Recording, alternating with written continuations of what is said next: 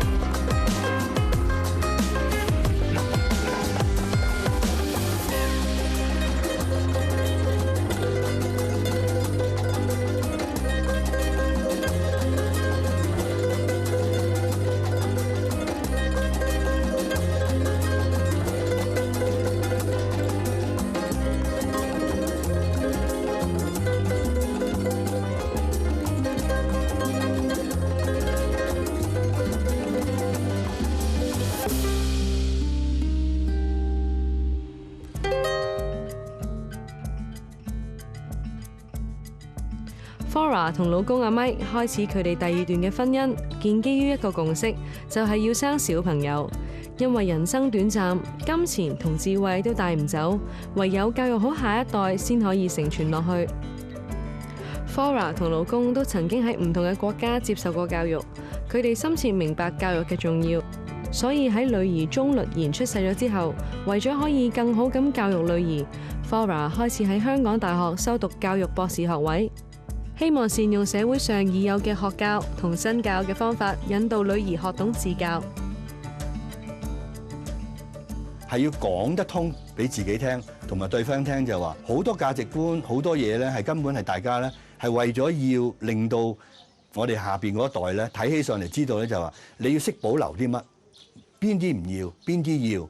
而我哋係佢哋嘅 mirror 嚟噶嘛，佢唔不經意會 pick up 噶嘛，所以我哋係會 relative 好小心㗎。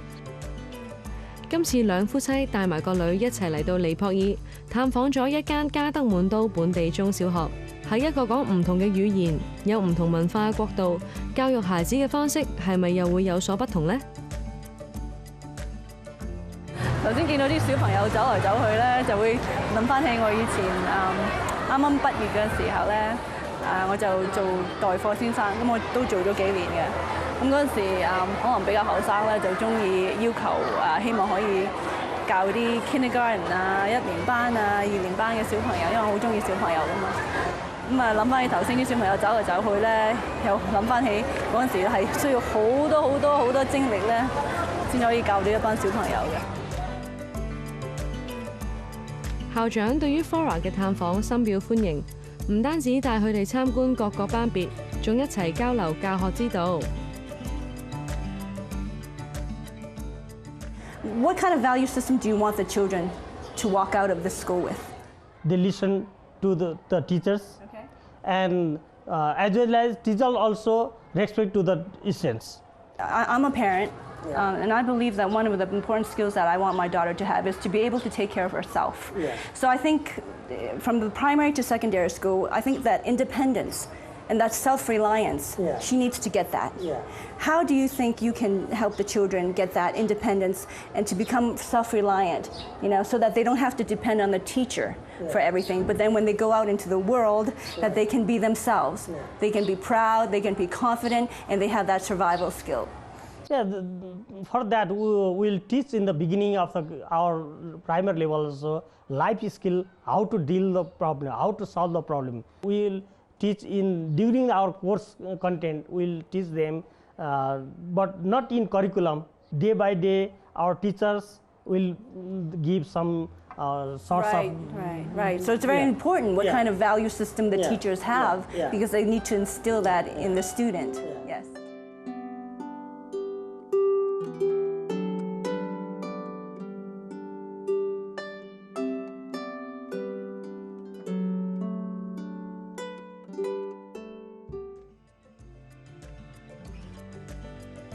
Flora 同阿 Mike 幫女兒改名為鐘律妍，當中其實寄予厚望。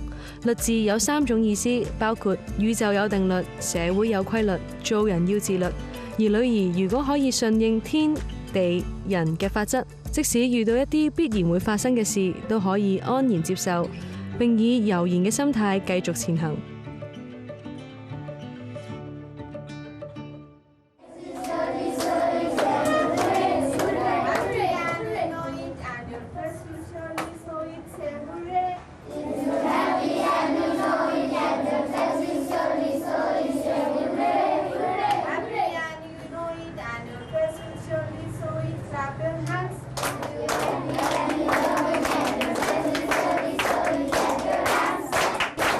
Very important that we teach the children subject knowledge. Yeah.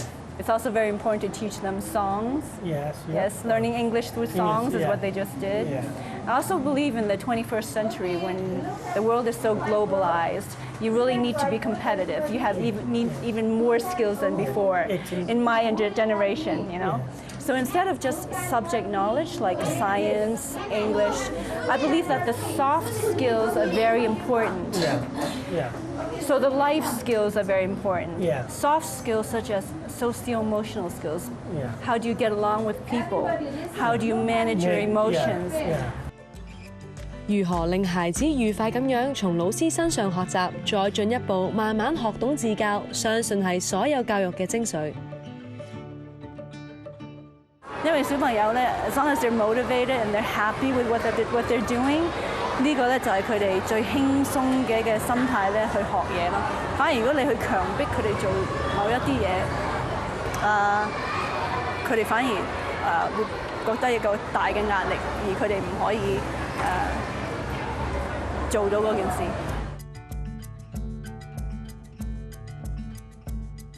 Flora 行入一班中學生嘅課室，同呢一班有少少怕醜嘅初中生一齊講下對未來嘅憧憬，希望可以鼓勵孩子們勇敢追求夢想，啟發佢哋揾到自己嘅方向。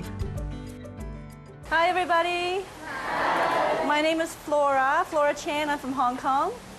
So what we're doing here, really just feel free and be yourself, okay? Just to have fun. I just want to talk to you, get to know you a little bit better, because I'm also studying to be an educator. I go to the University of Hong Kong. So I'm very interested in how you learn, what types of things you like to learn. So you can just talk to me, we can just have a conversation. There must be something that you really want to do when you graduate. I want to be artist. She wants to be an artist, yes? You want to be an artist, as in drawing. Okay. What do you think it takes to be a good artist? Passion. Ah, passion. So it's something that you really like to do that you can't be without. Yes. And isn't that a great feeling? Yes, it is. A wonderful feeling, isn't it? What is your name? My name is Chris. Okay, I'm Flora, and nice to meet you. What would you like to be when you grow I up? like to be a marine biologist. A marine biologist. Great. That is my worst subject. Can you tell me a little bit about it? Okay. Why do you want to be a marine biologist? I like to be marine biologist because I like fish and water. Right. You like fish and water. Those are very good reasons. What do you think are the skills that you need when you face these difficulties? How do you deal with it? By being brave. By being very Brave. brave. Yes? He's right, you need courage. Is that the word we're looking for? Courage, yes? To want to be something, you can't fear it. You can't be scared of it. When you face some difficulties, you need to have courage. When you want to do something, it comes from your heart, yes? It's internal. Internal meaning it's from inside. And that is the best motivation why you want to do something, yes? And then when you do it, it makes you feel good. I hope that each and every one of you, that your dreams will come true. I wish you good luck.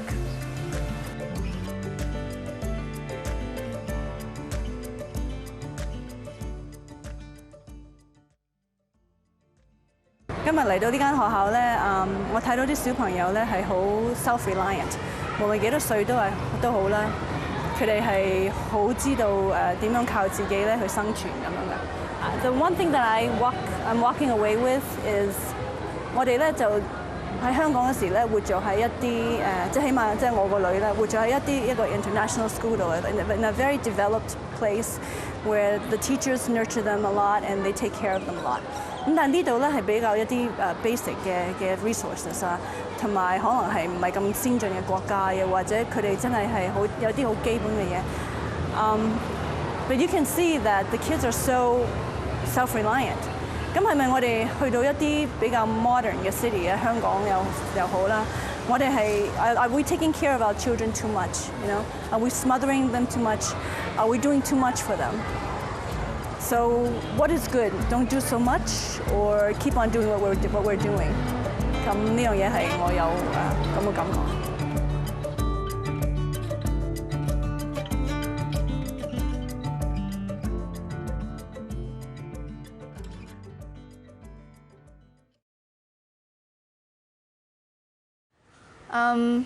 香港同埋尼泊爾嘅小朋友啊，又甚至乎每個國家嘅小朋友，我點樣睇咧？就 I think all kids are the same.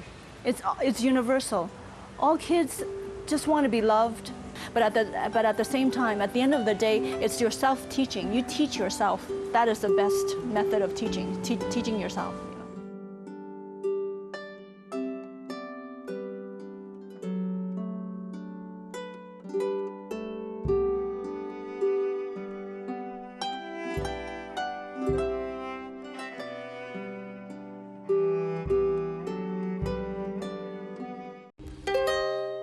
Before seeing those girls, I happened to see her. Yeah, then everything changed. Then everything changed, right?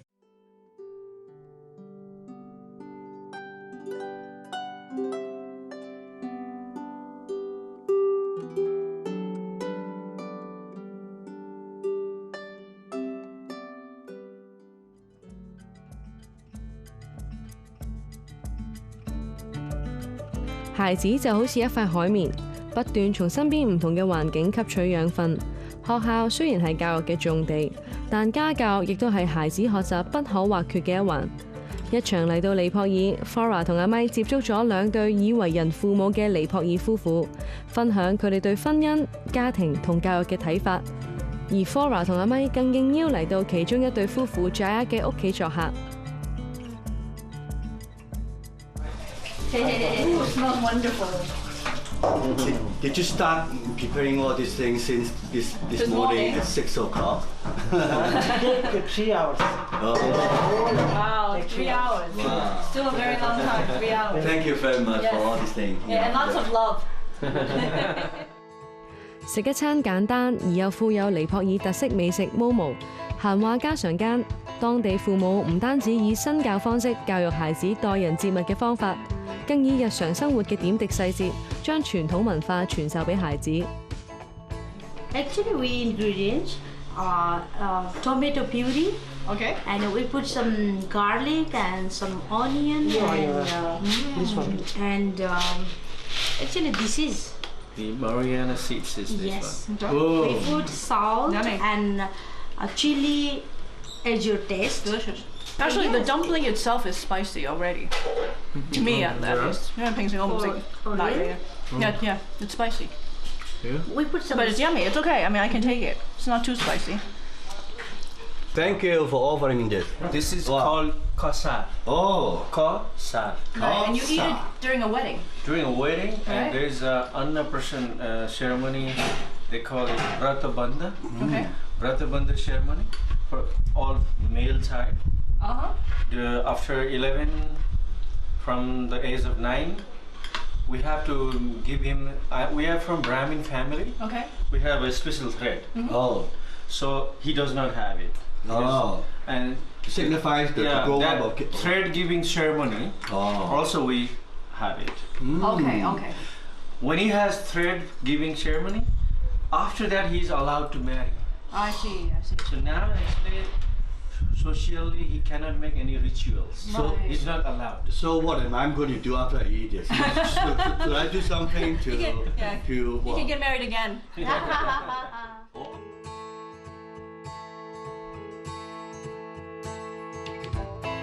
一件簡單嘅成人禮糕點，當中唔單止蘊含咗尼泊爾古老嘅傳統，更滲透出當地孩子嘅長大成人需要得到父母嘅認可同祝福。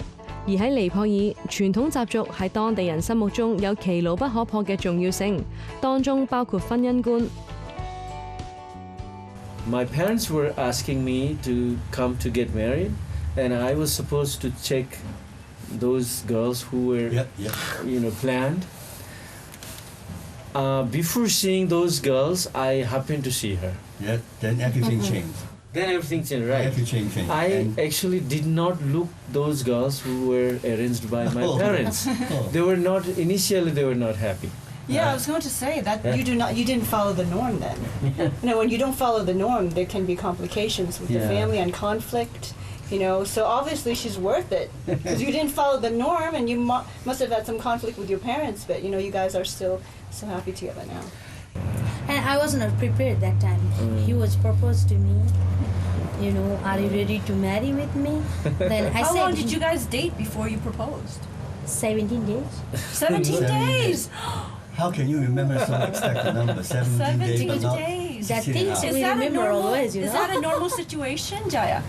For a couple to know each other for 17 days and then get married? Is that traditional? Yes, it's in Nepal. Everything is normal. If parents like someone, then they tell me you should marry with him. He is the very right person for you. Right. If you have a chance to say about love or marriage, what are you going to describe it? I don't know. Let's see. The time passes by, and I'll see it later. Not now. See? You see? That's why I'm saying he was a very smart kid. Even though an answer like that, you can tell that he's really, really know what things, will happen. 每段婚姻背後嘅故事都唔一樣，懂得如何順其自然，善用順境逆境，先可以創造更美好嘅生活。有人話父母係孩子嘅鏡子，而孩子就係父母嘅影子。一旦成為父母，教育下一代瞬間成為咗生命中最重要嘅課題，而父母對仔女嘅身教同影響，永遠都喺無形之間點滴凝聚。We really treasure to have this opportunity to talk to you guys because you guys have kids, right? At different age, and one is about to go to college, right? Yes. And we are still not struggling, but somehow working hard on a 10 years old and trying to give her own wisdom or power to map out her own way forward, right? Flora 同阿 Mike 喺尼泊爾結識咗另外一對異地戀嘅夫婦，老公 Mukli 係傳統尼泊爾人，而老婆 Akiyama 就係日本人。佢哋喺尼泊爾結婚生子，落地生根。嚟自兩個唔同文化背景嘅人相處起上嚟，總會出現摩擦。但夫妻之間嘅矛盾同掙扎，有時亦都係婚姻承諾嘅一部分。I totally understand the feeling of my wife also, and I also understand the feeling of my parents or my sisters, brothers, but I'm in between. So sometimes I'm not telling my problem with my family to my wife, and sometimes I'm not telling my parents the problem with my wife to them. So I'm in between. I don't want to even fight in front of my kids because they feel very bad on it. That's what I believe in. Before you get married, you have one picture. After you get married, it's a different picture. Exactly. So I think it's a matter of the word acceptance as well. You accept it, you accept that this is the way it is. Right? And then that responsibility helps you make everything work. 夫妻嘅結合成就咗一段婚姻，但仔女嘅到來則成就咗一個家庭。因為有咗下一代，我哋人生可以有所傳承，生活入面先至出現咗不可或缺嘅重量。呢次喺尼泊爾度，我哋即係 purposely 想見幾對唔同嘅人，佢哋點樣維係家庭啊、婚姻嗰啲嘢咧？俾我嘅感覺就係咧，我哋係應該咁講，現代人無論佢嘅背景係乜，佢 inherit 咗嘅 culture 啊，或者係佢宗教信仰係咩都好咧，其實走唔甩嘅。當你去到某個年紀、某個階段嗰陣時候咧，你就一定會係咧，先至入到嗰個角色嗰個位置。你就識揾個角色位置裏面咧，有邊啲嘢你唔使諗咧，你就一定要 perform， 諗都唔使諗，你就要咧為咗啲仔女去死。真係我唔會詫異咧，啲人咧會捐任何嘢俾啲仔仔女女啊。如果明知道嗰刀插咗落個自己度個仔女老婆唔死嘅咧，一定第一時間飛埋去咧。你去到某個階段，你就會知道咧，係得嗰啲 role 嘅人先會咁樣做。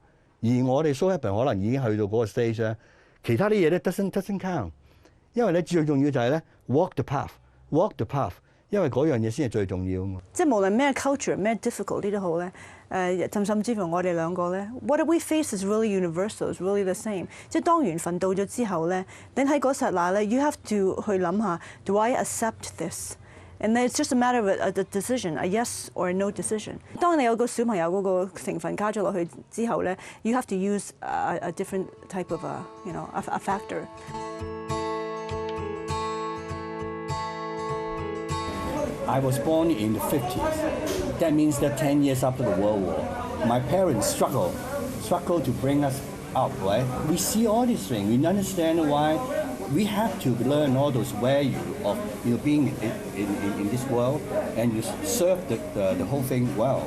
And that's why I insisted, I need to rebuild my family again. And luckily, I have a good kid now, and I can feel that. All the power and all those things is about the commitment. The first thing is called marriage. Second thing is the commitment to your kids' future, because their future is our future, because that makes us happy. But that's what the way I see it.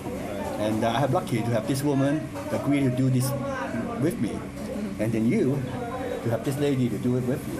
To be honest, I must say I'm very lucky to have this woman. That's as a housewife, as a housewife for the kids, I think since the kids were born, maybe I haven't done the single things for my kids. She had to look after everything. I should be really proud of it. Maybe my kids are the most smart, most clean, and the most polite. So it's all because of her, I guess. So I'm sure you should give yourself some credit. Yeah. No, you're just not giving yourself any credit. Because I'm sure always, you've done a lot as well. Yeah, because I'm always here in Chamal from 6 a.m. in the morning, and I go back home. They are all in because bed. you're working, Yeah, I'm working all the time. Yeah, and that's being responsible to your family as well. Yeah. I'm sure if you could switch roles, that you might want to stay home and spend time with them as well. Yeah, I haven't imagined about that, but when I see the kids, I forget everything, and they are the most everything is happy. worth it. Yeah, you forget all the trouble. They're perfect. Everything is worth it. 常言道，做人父母甚艱難，但只要父母所付出嘅辛勞同心血喺子女身上展現出成果，回顧時所有付出都係值得嘅。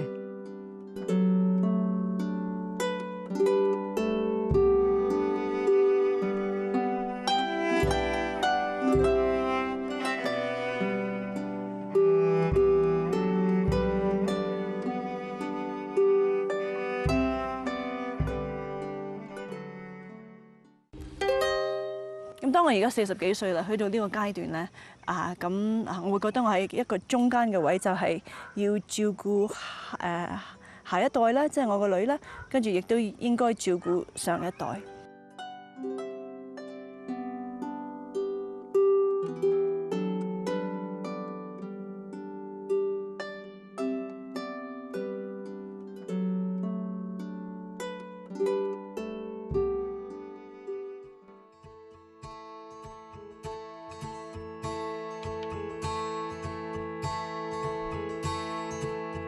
3對有唔同國籍、唔同教育背景、唔同年齡層嘅夫婦喺尼泊爾相遇，飲一杯茶，談一席話，發現大家原來都走過同樣嘅道路，就係由夫婦成為父母。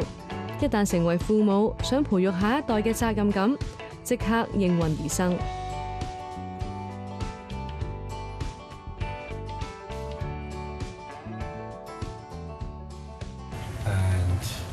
Behave good to other people, elderly people, also, respect the culture. These are the things we want them to follow.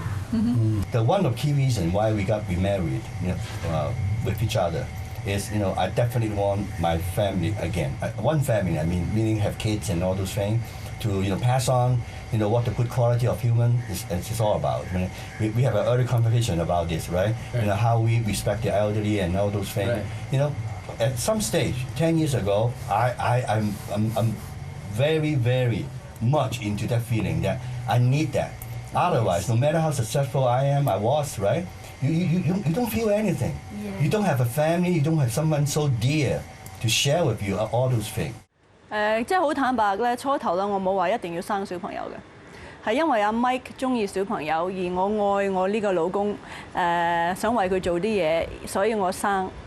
我亦都冇真真正正諗得太多，因為有時咧講真，你諗得太多咧，你會諗哇 that's a really big responsibility， 即係會有少少驚嘅講真，所以最好咧just live your life，don't think too much 有時，you know， 同埋我個人係反而諗得太多啊好多嘢，所以當我生咗個女之後咧 I gave her 101%。我老公成日都話 you give her more than 100%， 但係我係做得好開心㗎，我唔會覺得係任何有啲咩壓力㗎。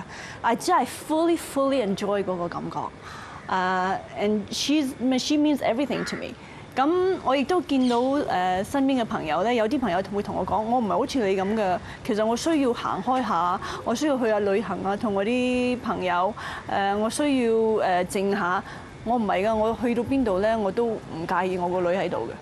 你發覺原來咧，你無論幾了解一個女人都好咧，即係我睇翻我以前咁多個咩，原來當個女人一轉咗做咧媽媽個角色咧，佢係另外一個人嚟㗎。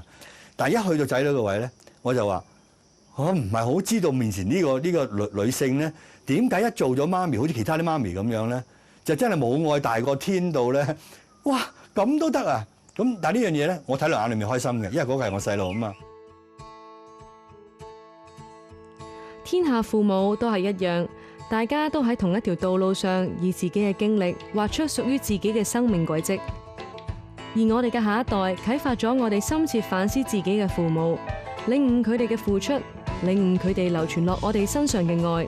呢種推動生命代代相傳嘅愛，我哋小心翼翼咁收下，希望透過身教可以巨細無遺地傳俾下一代。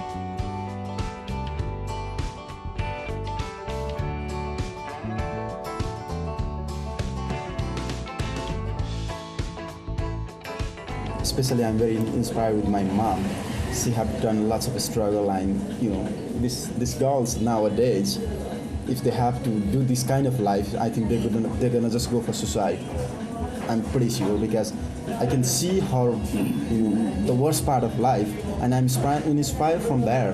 So nowadays, like if you compare my boys now, I think she has done lots of work for him, but I think once he get older, like he's 15, 20, I don't think he will be caring of his mom that much, because it's a different life, different situation. So I think it's changing. It is changing, because even the countryside where I was born, the new generation, maybe their parents, their moms doesn't have such a life like my mom had. And it's all about education. The value of having a family. If you choose the right one to build a family with you, you got to live up all those things and then go all the way. Well, I think it's a matter of finding your meaning in life. You have a family, that's your meaning in life. And that's very important to do.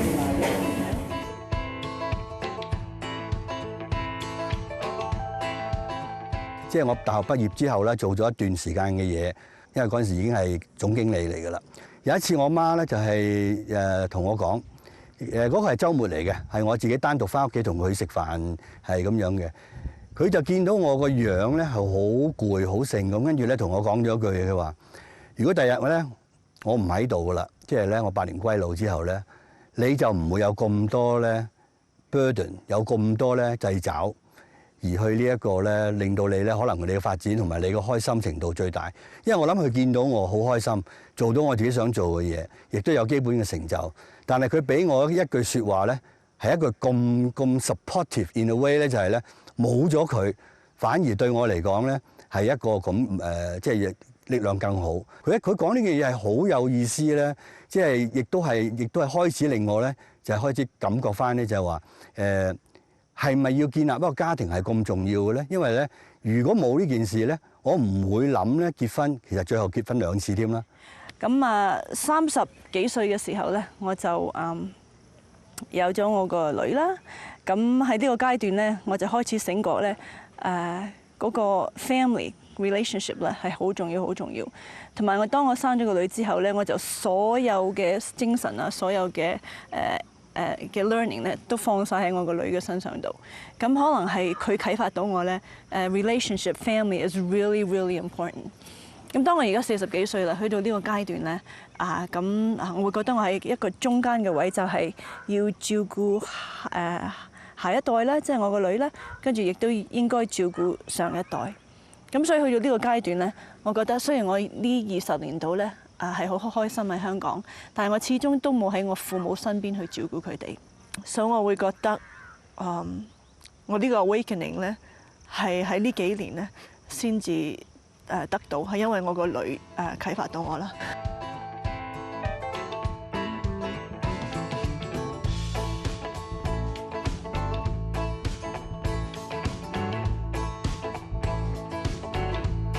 我哋之所以對生命珍惜，因為生有限；我哋之所以要傳承下一代，因為活無限。人到咗某個階段，總要懂得放手。喺你放手嘅一刻，留俾下一代嘅就係希望佢哋學懂自教，揾到屬於自己嘅路。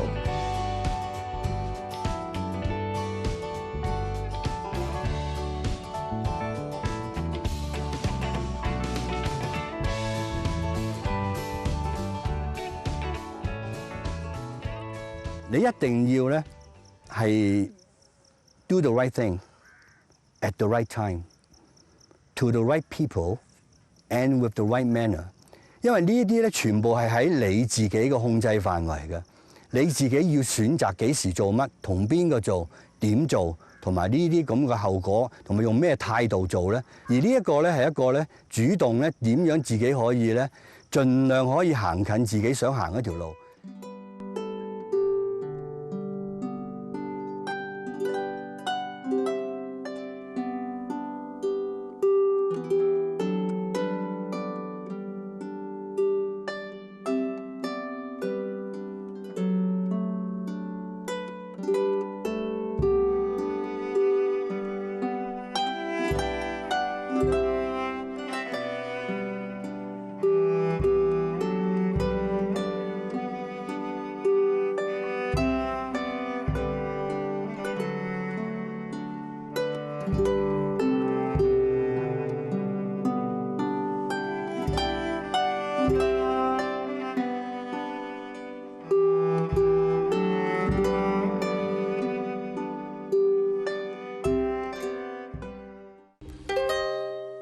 所以我係預咗我會 miss 佢哋，我會好 miss 添。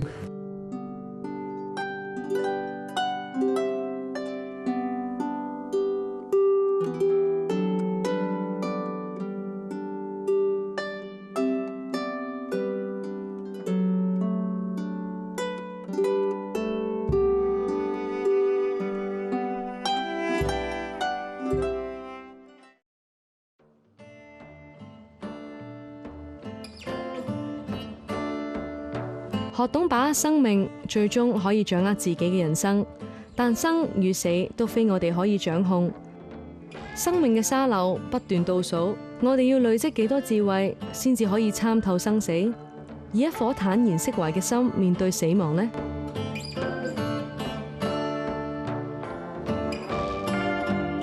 今日咧就見到就係咧關於係人類最後嘅一集，自己本身咧尼泊爾人咧就係佢哋如果係滅亡嗰陣時候或者死亡啦，咁佢哋咧就會進行呢個儀式。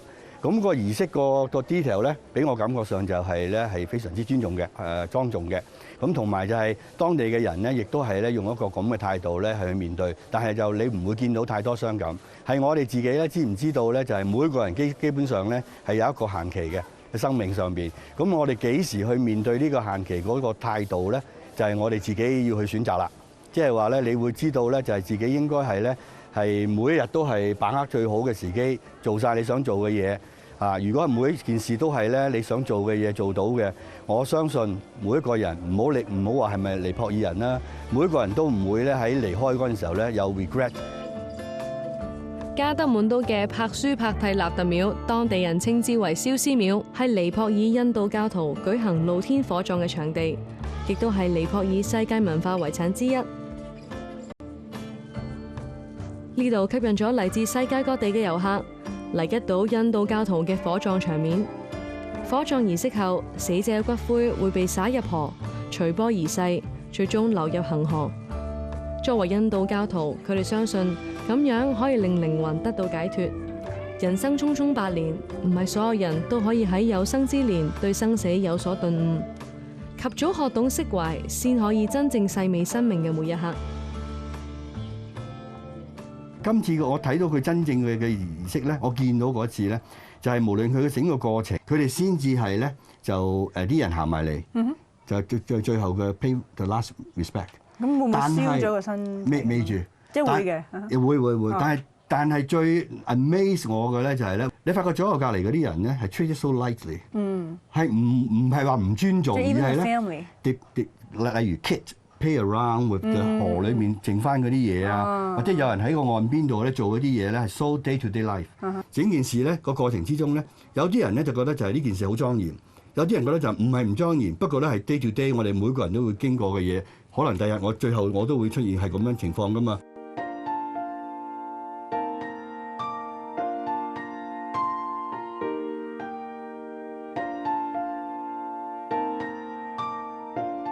所以我係預咗我會 miss 佢哋，我會好 miss 添。尤其是我好 miss 咧，就係咧，即係我個女嘅成長過程之中咧，點樣 reflect 到好多咧，就係一半真係佢阿媽嘅喎，一半真係好似我嘅嘢嚟嘅喎。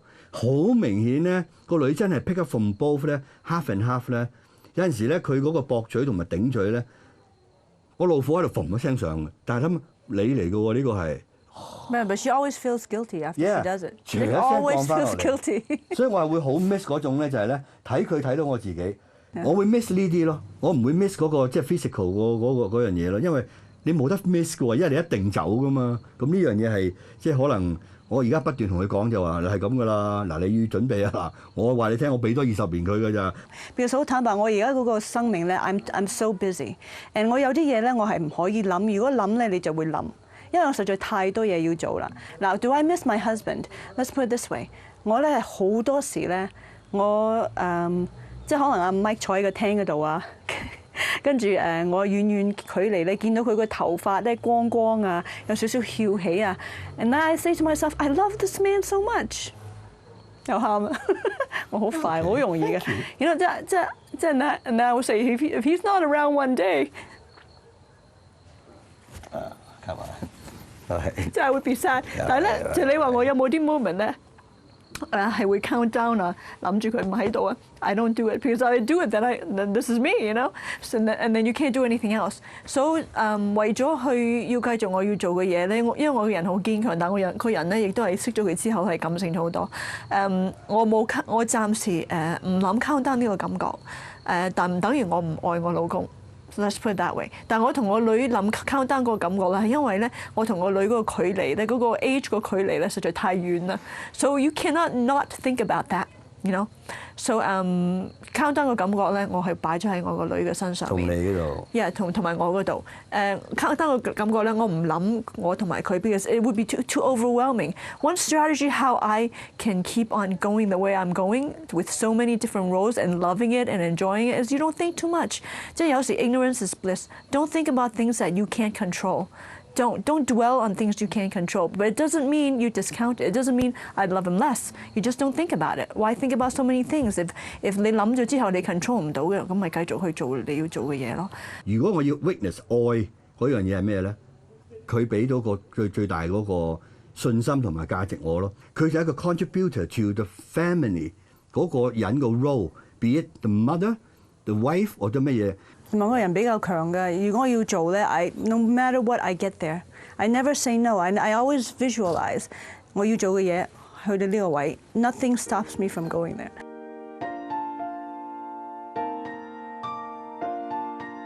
你就 believe 佢做過乜，而嗰個 strength 咧永遠係留咗喺你嘅心裏面咧，就係咧，如果佢仲喺度嘅咧，佢一樣會咁樣支持你嗰個決定，咁你咪一樣去咁做咯。即係佢係 physically 唔喺度，但係我哋做咗嘅嘢或者我哋 believe 咧，如果佢喺度咧，佢都會咁樣支持我去做。既然佢有呢個 skills 咧，第日如果我真係唔喺度嘅咧，佢有咁嘅能力，自己食起晒佢。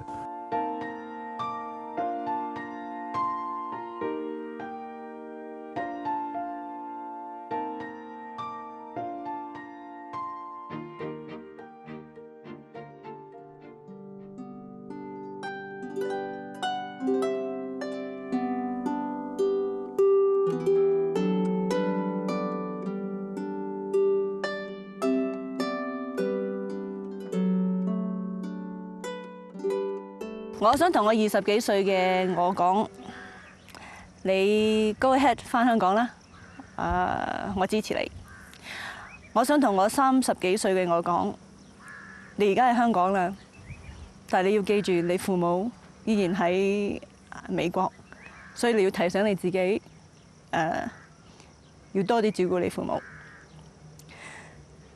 咁而家我40幾歲啦，咁就去到呢個階段咧，經歷咗30幾至到40幾歲嘅時間，就係我做咗一個媽媽。咁我覺得做咗一個媽媽之後咧，就有一個責任，就要照顧我個女，仲要係瞓身咁樣照顧我女。And that is what I did。咁可能我個女咧就啟發咗我，family is very very important。因為你知道老人家咧去到70幾歲啊、80幾歲啊，佢哋已經做晒佢哋要做嘅嘢啦。So what is their meaning in life？ 咁可能就係佢哋個仔女。咁所以我就會盡量每日 WhatsApp 佢哋啊，無論我幾忙啊，無論我要交功課啊，無論就算我嚟到尼泊爾啊，我第一日都會 call 佢哋，我都 make sure 我個父母知道 I'm safe and I want to let them know that I'm thinking about them。